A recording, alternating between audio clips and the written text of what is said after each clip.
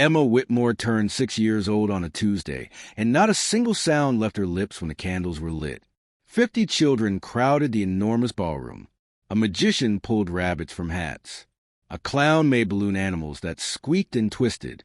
A chocolate fountain bubbled like a waterfall, and a mountain presents rose higher than Emma herself. But when everyone sang happy birthday, Emma just smiled her quiet smile and watched the flames dance on her cake. She didn't blow out the candles. She couldn't, because Emma had never made a sound in her entire life. The other children whispered behind their hands. "Why doesn't she talk?" They asked their parents. "Is something wrong with her?" Emma's mother, Margaret, felt her heart crack a little more. She had heard these whispers 1,000 times before. Her hands shook as she helped Emma blow out the candles, and she blinked back tears that wanted to fall. Emma's father, Charles Whitmore, stood in the corner of the ballroom with his arms crossed. He was one of the richest men in the city. He owned buildings that touched the clouds. He had money enough to buy anything in the world, but he couldn't buy the one thing he wanted most, the sound of his daughter's voice.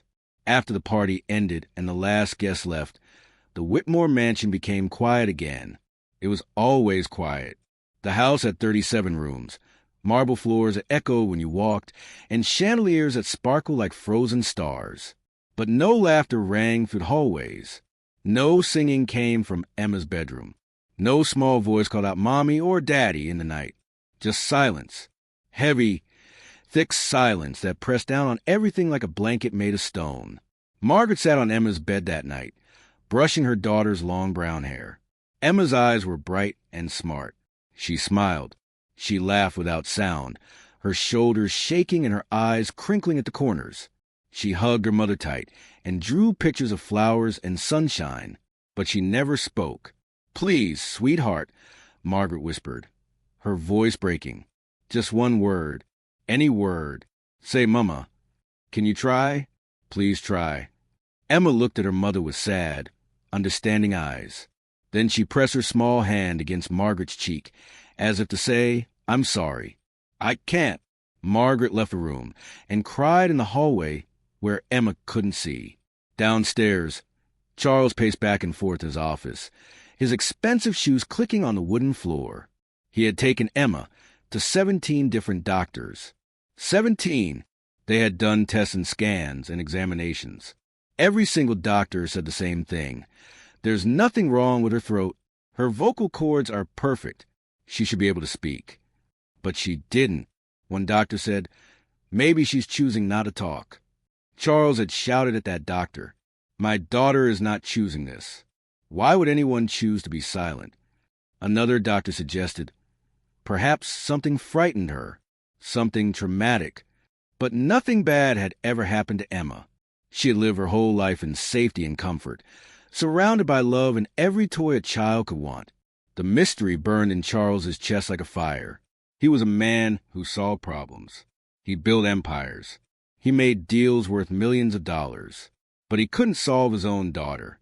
Some nights, he stood outside Emma's door and listened, hoping to hear her talking to herself or singing to her dolls.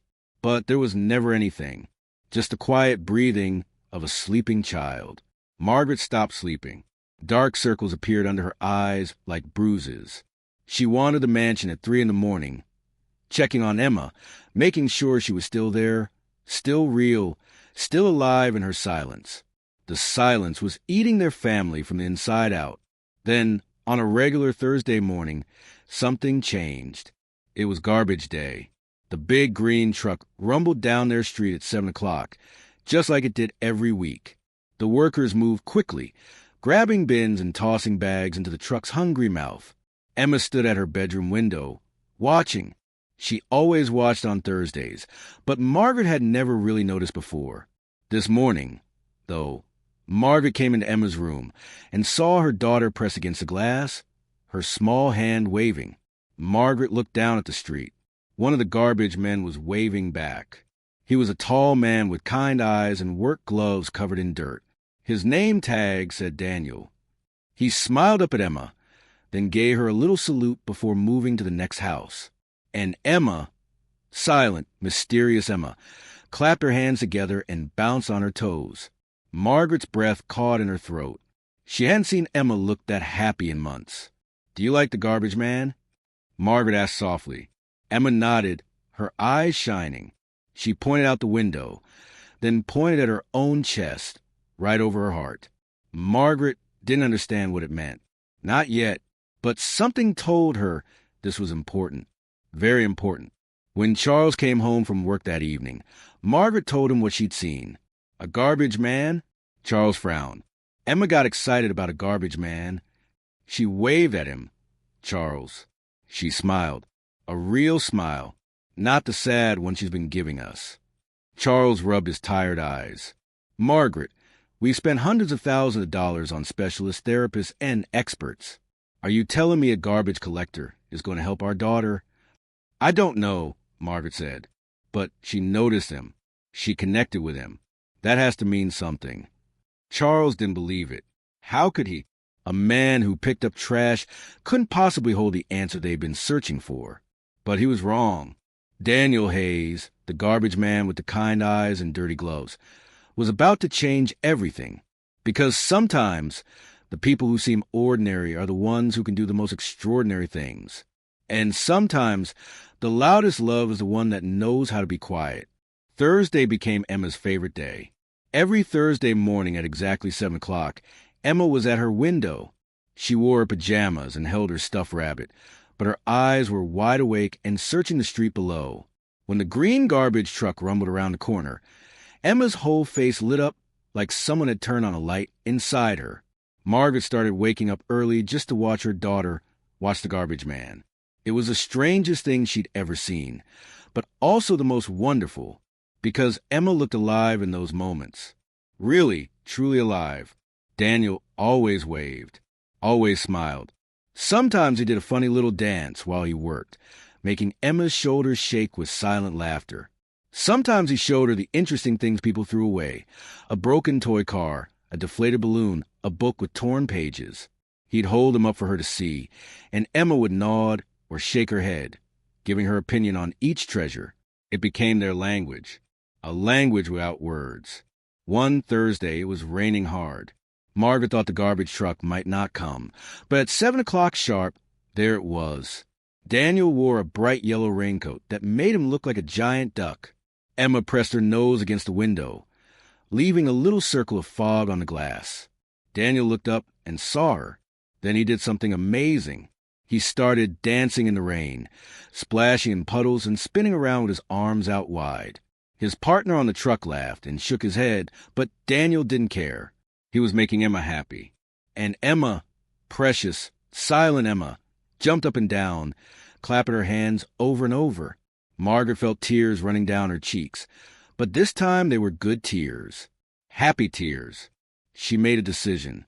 The next Thursday, Margaret went outside.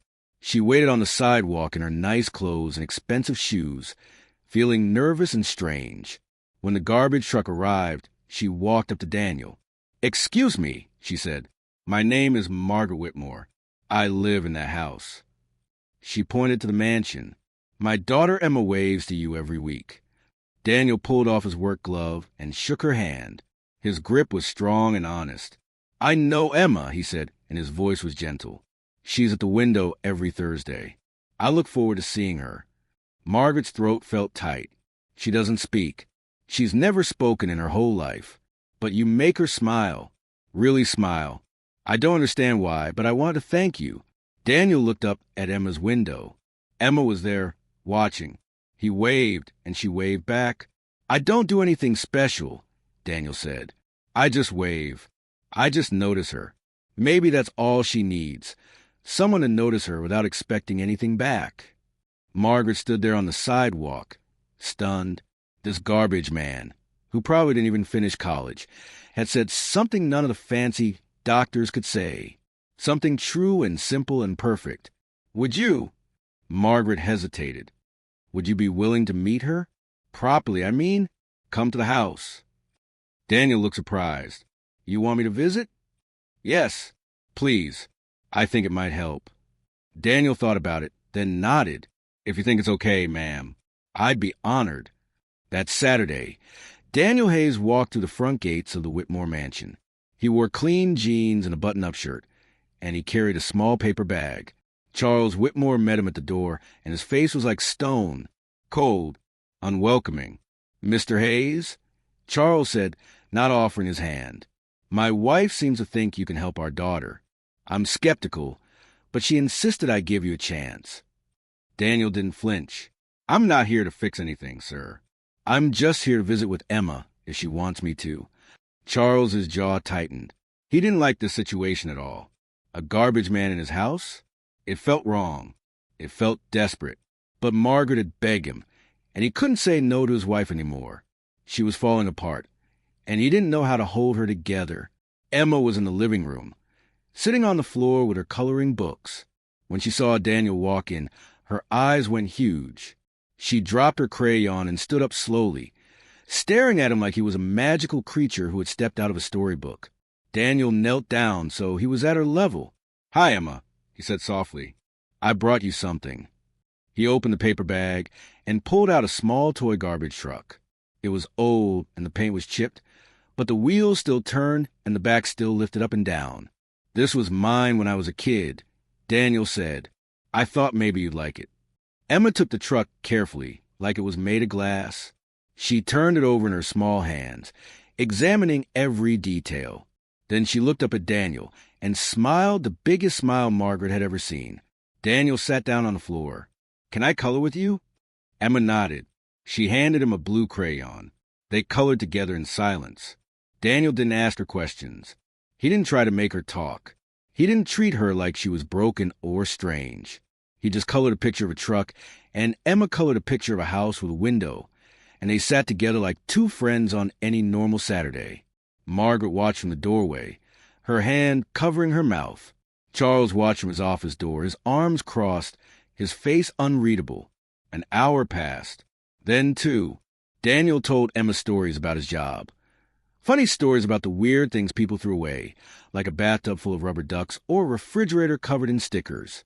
Emma listened to every word, her eyes bright and focused. When it was time for Daniel to leave, Emma did something incredible. She ran to her room and came back with a drawing.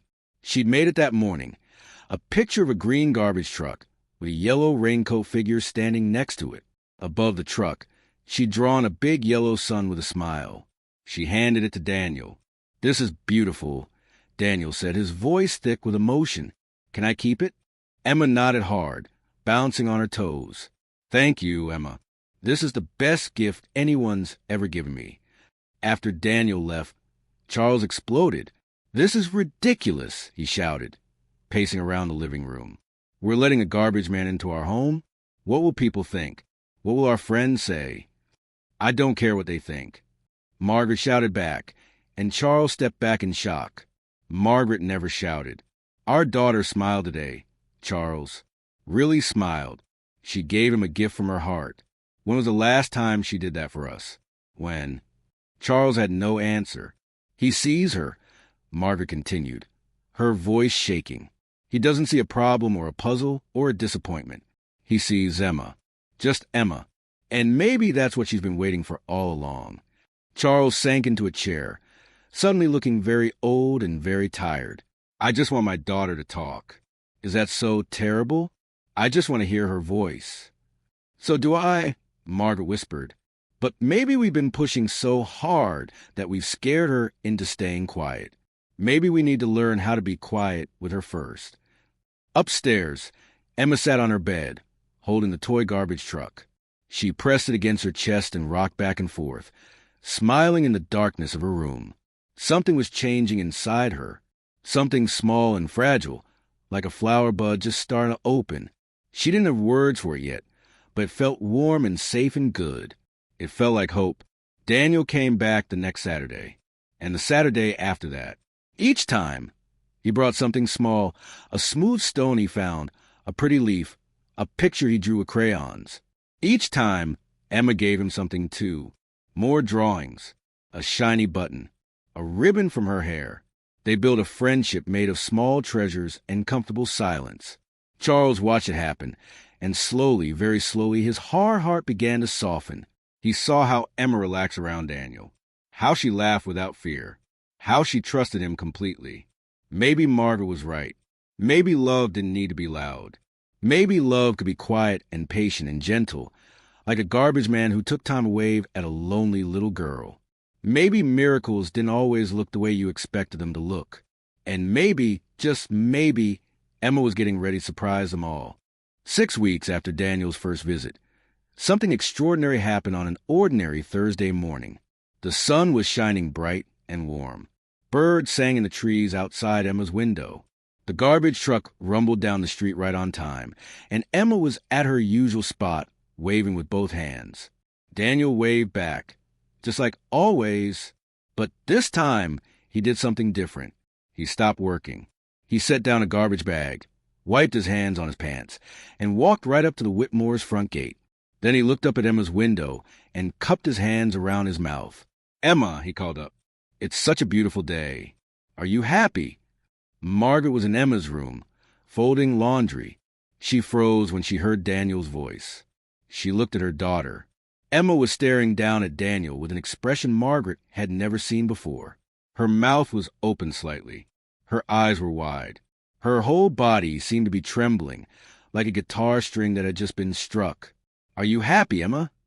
Daniel called again, smiling his warm, patient smile. And then it happened. Emma's lips moved. Her throat made a sound, small and scratchy and uncertain, like a door that hadn't been opened in years. The sound got louder, pushing its way past 6 years of silence. Happy. One word, barely a whisper, but it was there. Real. Alive. Happy. Emma said again, louder this time, and her face broke into a smile so big it seemed to light up the whole room. Margaret dropped the laundry. Her hands flew to her mouth, and she couldn't breathe, couldn't think, couldn't do anything but stare at her daughter in complete shock. "Did you just—" Margaret whispered. "Emma, did you just speak?" Emma turned to her mother, and tears were streaming down her small cheeks. But she was smiling. She was smiling so hard. "Happy, Mama," Emma said, her voice rough and beautiful and perfect. "I'm happy." Margaret fell to her knees and pulled Emma into her arms, sobbing so hard her whole body shook. 6 years of waiting. 6 years of silence. 6 years of wondering if she would ever hear her baby's voice. And now here it was, wrapped up in one perfect word. Happy. Downstairs, Charles was in his office on a business call. He heard his wife screaming and dropped the phone, his heart nearly stopping. He ran up the stairs 3 at a time, terrified something was wrong. He burst into Emma's room. "What happened? What's wrong?"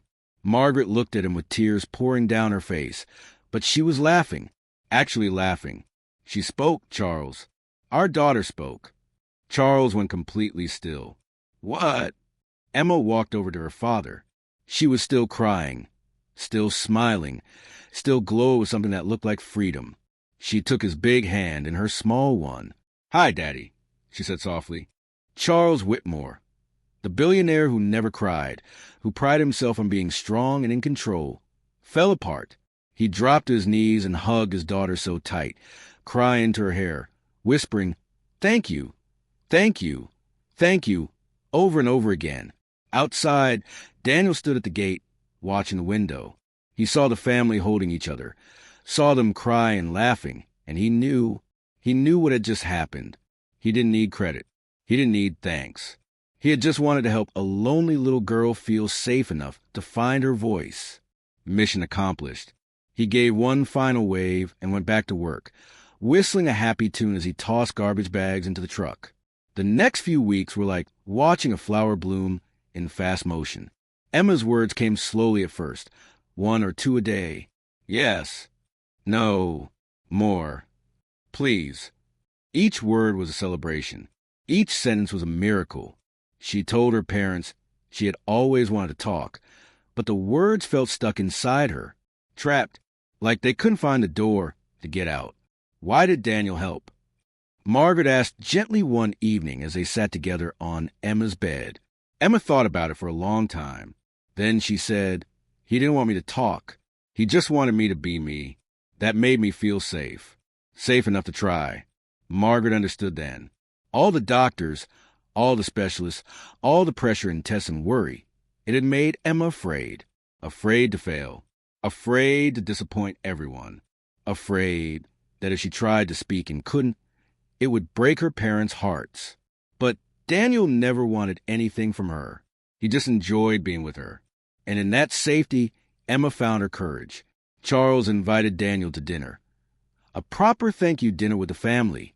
Daniel came in his clean clothes, nervous but smiling, and Emma ran to hug him the moment he walked through the door.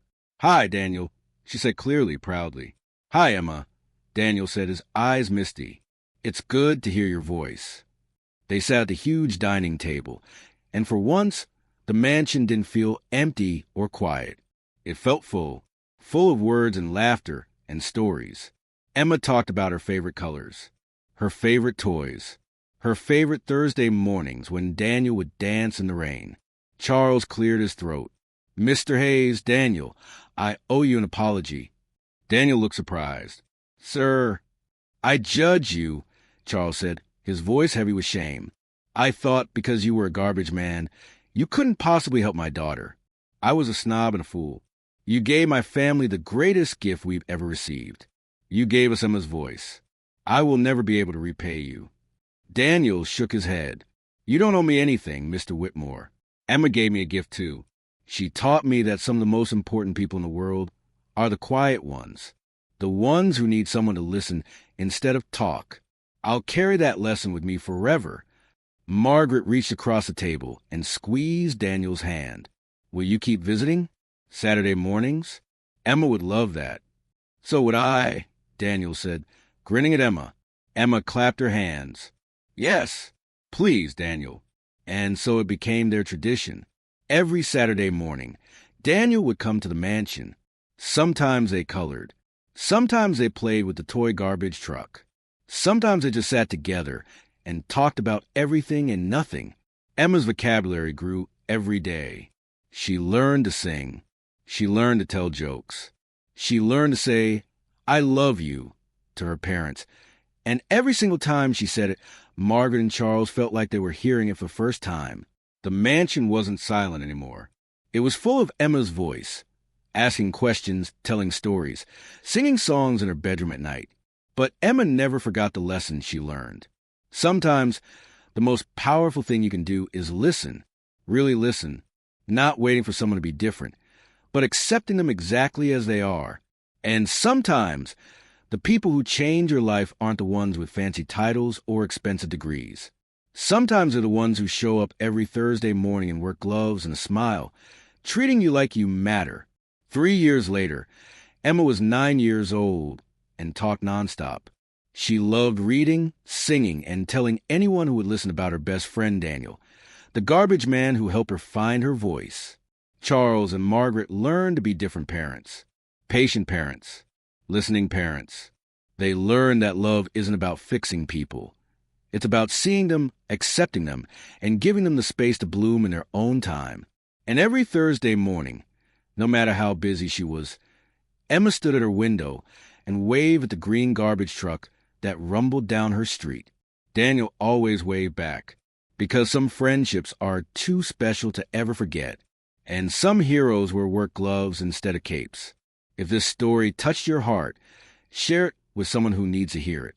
And subscribe for more stories about ordinary people doing extraordinary things through simple acts of kindness. Because sometimes the smallest gestures create the biggest miracles.